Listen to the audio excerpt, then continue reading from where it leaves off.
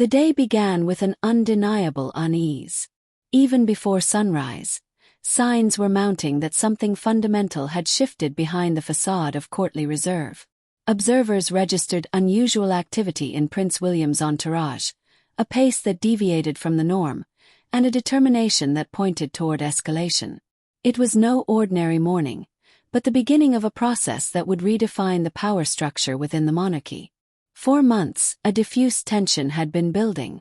Publicly, it was dismissed as mere rumor, social media exaggeration, or just another chapter in the well-known family conflicts. But internally, the certainty was growing that this was no longer about isolated headlines, but a systemic dynamic.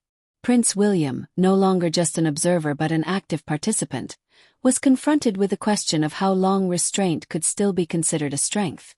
At the heart of this development was Catherine, the Princess of Wales. Her health had already captured public attention, but now something new entered the picture. A wave of speculation, insinuations, and deliberate distortion. What appeared to be spontaneous criticism from the outside was perceived internally as a coherent pattern. The speed with which narratives spread and the uniformity of the attacks cast doubt on their coincidence. Simultaneously, reports of activity across the Atlantic intensified. In California, specifically in the circles of Meghan Markle and Prince Harry, observers registered a media response that unfolded with striking synchronicity. It was this temporal alignment that triggered alarm. As Catherine attempted to gradually return to public life, each of her appearances seemed to unleash a new wave of online reactions. The question of whether these were mere expressions of opinion or orchestrated processes suddenly became paramount. Within the palace, the tone shifted. The decades-long maxim of restraint increasingly seemed like a relic from another era. King Charles, who had always sought compromise, found himself confronted with a reality in which silence was no longer neutral. Queen Camilla and Princess Anne were seen during this period as voices of sobriety, focusing less on emotions and more on consequences. The perception grew that inaction could no longer be sold as dignity. Prince William, in this context, assumed a new role. Publicly, he was the future king. Internally, he increasingly became the one defining boundaries. The discussions revolved not around symbolism, but around protection, responsibility, and sending a message. If the monarchy claimed stability, it had to demonstrate it. Protecting one's own family was not considered a private matter, but rather the core of institutional credibility.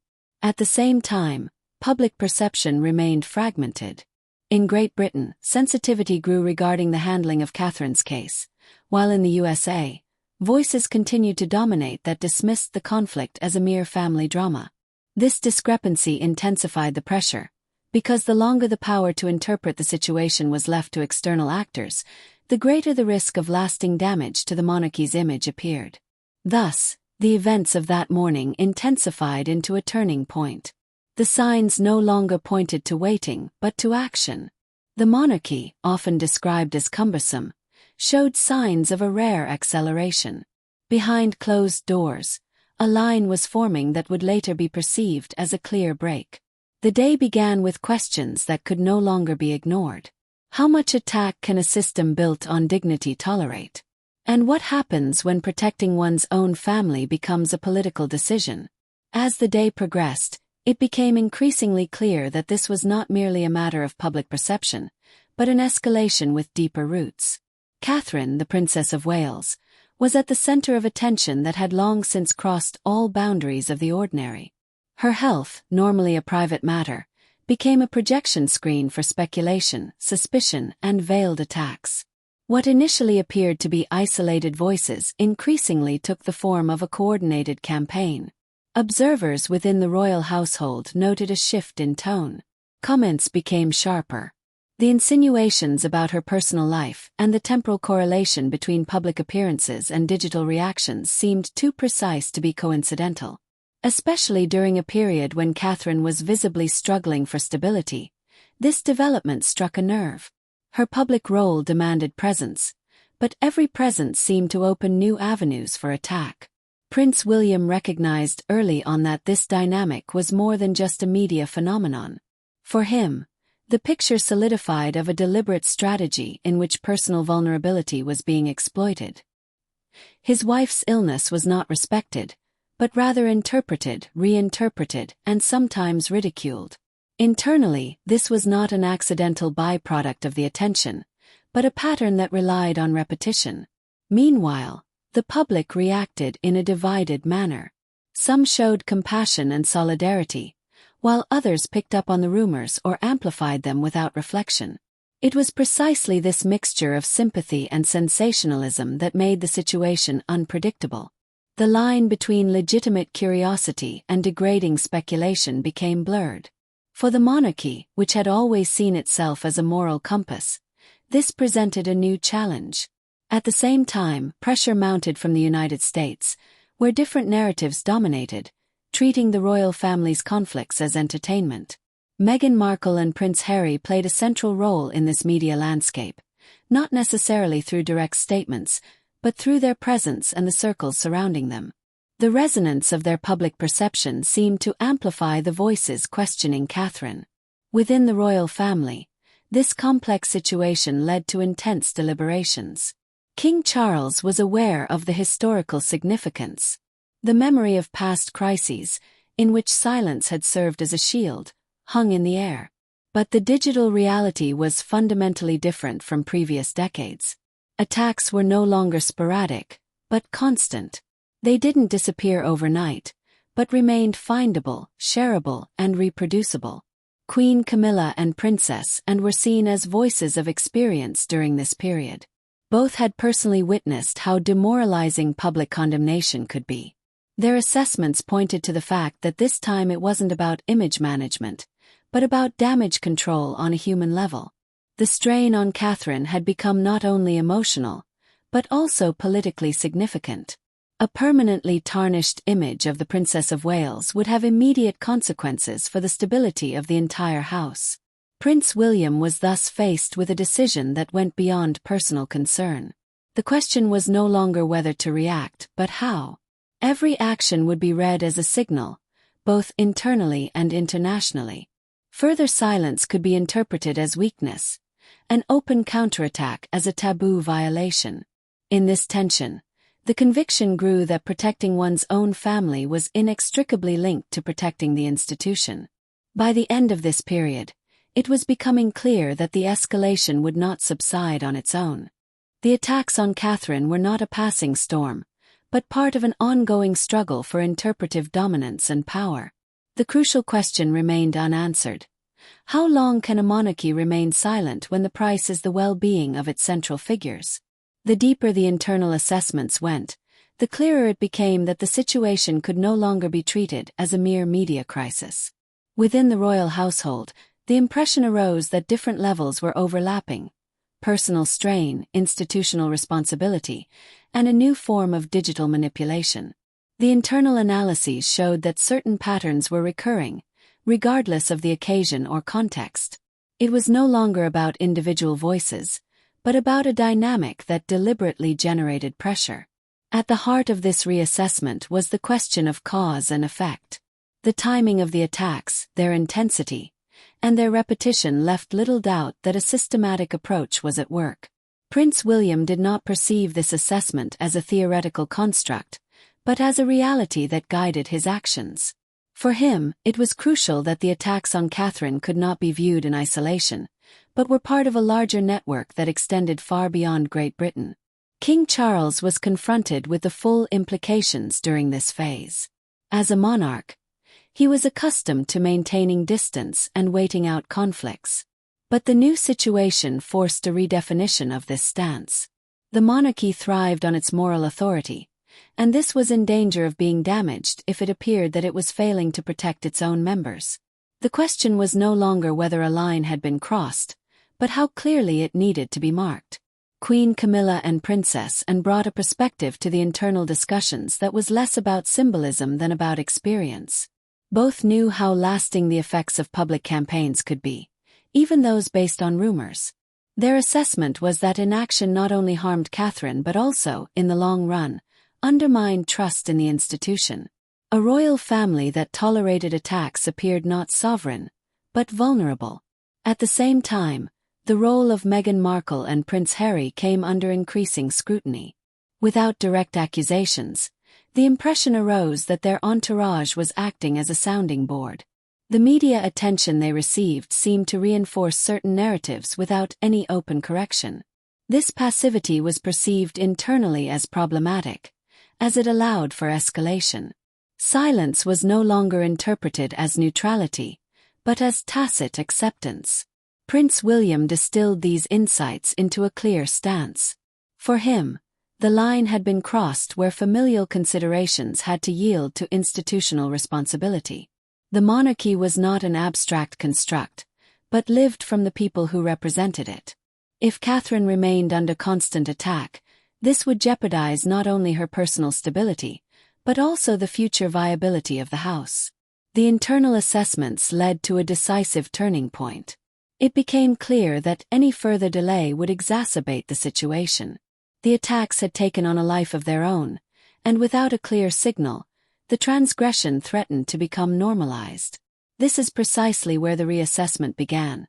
Not reacting was considered escalation, but doing nothing was. By the end of this phase, the direction had been set. The Crown faced the choice of either clinging to outdated rules or adapting them to the realities of the digital age. The internal analyses left no doubt that a break with old patterns was inevitable. The open question was no longer whether action would be taken, but how far that action should go and what consequences it would entail. As the situation escalated, the internal debate reached a point where restraint was no longer an option. Within the inner circle, the realization crystallized that any further delay would only worsen the situation. The monarchy, usually characterized by slow, deliberate steps, found itself forced to make an irreversible decision. It was no longer about image management or tactical communication, but about drawing a clear line.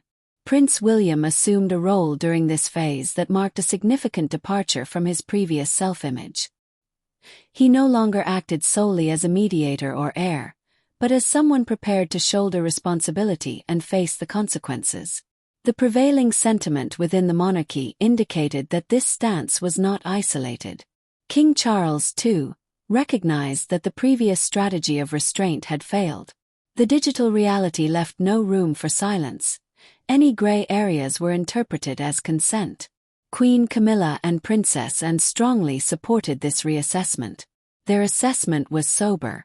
If attacks on Catherine went unpunished, it would not only encourage further escalation but also undermine confidence in the monarchy's leadership. The decision had to be clear, comprehensible, and permanent. Half-hearted measures were considered riskier than a decisive break. In this context, the relationship with Meghan Markle and Prince Harry was re-evaluated. The familial aspect receded behind institutional considerations. The closeness that had long been considered a bonding element was now viewed as a potential vulnerability. The perception that narratives were being amplified by those around them led to a reassessment of their role within the overall system. The consequence was not emotional but strategically motivated. The decision that was ultimately made marked a clear break with previous practices. Instead of further explanations or conciliatory signals, the royal family opted for demarcation. The line was unambiguous. The protection of Catherine and the maintenance of institutional stability took precedence over familial considerations. Internally, this stance was understood as a necessary act of self-assertion. For observers, this step was particularly significant because it signaled a shift in the monarchy's self-image. The institution demonstrated its willingness to adapt to the conditions of the digital age, even if this meant abandoning old rules. The decision was not impulsive but the result of a prolonged period of analysis and deliberation. This very preparation was of paramount importance. At the same time, all involved were aware that this break would have far-reaching consequences. It would generate international attention, trigger economic and media reactions, and restructure public debate. However, the internal assessment was that the price of inaction would have been higher. A further loss of authority would have weakened the monarchy in the long term. At the end of this phase, there was the certainty that a point of no return had been crossed. The Crown's decision had been made, and it was deliberately harsh. She signaled that loyalty was not unconditional and that protecting key figures took precedence. The open question now was how the world would react to this move and whether the consequences would meet or exceed expectations. The impact of the decision became apparent more quickly than many had anticipated. No sooner was the new policy established internally than the media climate noticeably shifted. Topics that had previously been debated with speculative intensity lost their momentum. Attention shifted away from endless debates toward a sober assessment of the power dynamics. Observers spoke of a turning point, demonstrating that distancing could be more effective than justification. At the heart of this shift was the growing distance between the core of the monarchy and the inner circle of Meghan Markle and Prince Harry. What had long been portrayed as an ongoing family conflict now took on a new meaning. Public perception began to grasp that this was not about personal grievances, but about institutional consequences. The decision signaled that proximity to the crown was not a permanent privilege, but remained bound by rules. Internally, this phase was viewed as a stress test. The question was whether the clear line would hold or whether backlash could weaken it. However, initial reactions indicated that the move created stability rather than new uncertainty. Media outlets acted more cautiously, economic players reconsidered their positions, and the public debate gained structure. Sensationalism gave way, at least partially, to analysis. For Catherine, the Princess of Wales, this development brought noticeable relief. While attention remained high, the tone changed. The focus shifted from speculation to her role and her recovery. The Crown's decision was interpreted in this context as a protective measure, not an attack. It was precisely this shift that was considered a success internally. During this phase, Prince William increasingly emerged as a symbolic figure, not through loud pronouncements, but through his presence and consistency. His demeanor conveyed resolve without escalation. This balance was considered strategically astute by many observers. She emphasized the need to be able to act without resorting to open confrontation. King Charles assumed a role that signaled stability. He embodied continuity, while at the same time it became clear that the monarchy was prepared to adapt its mechanisms. Queen Camilla and Princess Anne continued to be seen as pillars of support for this approach. Their experience lent credibility to the decision and prevented it from being perceived as an impulsive act. In the international context, this development led to a reassessment of the entire situation. In the United States, the narrative began to shift. The portrayal as a mere family drama lost its persuasive power. Instead, the question of how institutions should deal with targeted campaigns in the digital age came to the fore. The case, for example, sparked a broader debate about power, responsibility, and limits. By the end of this section, it became clear that the decision not only had short-term effects but also influenced long-term structures. The demarcation acted like a filter, diffusing certain dynamics while revealing others. The central question remained open. Would this new order be permanent, or was it merely a snapshot in an ongoing conflict? With the passage of time since the decision, it became clearer that not only had an acute crisis subsided, but a fundamental transformation had begun. The monarchy appeared more cohesive, more controlled, and less vulnerable. The previously diffuse uncertainty gave way to a new order in which responsibilities and boundaries were more clearly defined. For observers, this was a sign that the institution had learned to respond to the logic of the digital age without abandoning its identity. At the center of this perception remained Prince William. His role had visibly changed.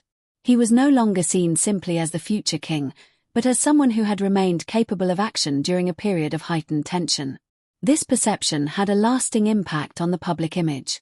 Instead of indecisiveness or distance, terms like responsibility to protect and decisiveness now dominated. This very shift contributed to stabilizing confidence in the future of the monarchy. Catherine, the Princess of Wales, noticeably benefited from this new situation.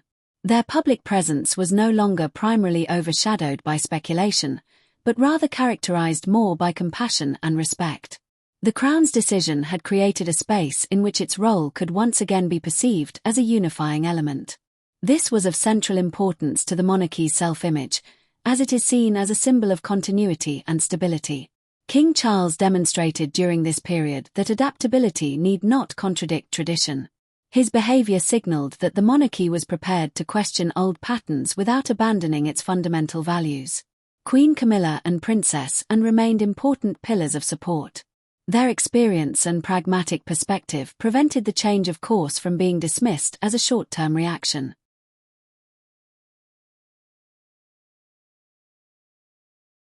For Meghan Markle and Prince Harry, this development meant a significant shift in their public position. The previous dynamic, which thrived on both closeness and distance, lost its impact. The new order allowed less room for ambivalence. Observers noted that the attention, which had long been taken for granted, no longer possessed the same intensity. The break proved more lasting than many had initially anticipated. In a broader context, the case became an example of how institutions can deal with internal conflicts without weakening themselves. The decision demonstrated that clear lines need not necessarily escalate, but can instead have a stabilizing effect. This realization, in particular, lent the entire development a significance that extended beyond the individual case. At the end of this chapter was the understanding that silence does not always signify strength, and openness is not necessarily weakness. The monarchy had found a way to redefine both. The open question remained how sustainable this course would be and whether it could withstand future crises. What was clear, however, was that the balance of power had shifted permanently. The events of these weeks mark a profound turning point in the monarchy's self-image. Starting with a period of increasing speculation and digital attacks, a dynamic developed that could no longer be ignored. At its center was Catherine, the Princess of Wales, whose personal situation became a litmus test for the institution's ability to act. The response showed that protection and responsibility are inextricably linked. Prince William emerged as a central figure in this development. His stance made it clear that leadership in the modern context arises not from distance, but from clear decisions. Supported by King Charles, Queen Camilla, and Princess Anne, a line was drawn that was deliberately firm, but strategically motivated. The break with previous practices proved to be a necessary step to maintain authority and credibility. For Meghan Markle and Prince Harry, this change of course meant a reassessment of their roles. The previous ambivalence between closeness and distance lost its impact, and public perception adjusted accordingly. The conflict was understood less as a personal drama and more as an institutional dispute. Overall, this development shows that the monarchy has learned to deal with the mechanisms of the digital age. Silence was no longer seen as a shield, but as a potential vulnerability. The decision to set clear boundaries created new stability and fundamentally altered the power structure. The crucial question remains whether this approach will withstand future challenges or whether it is merely the beginning of an even deeper transformation.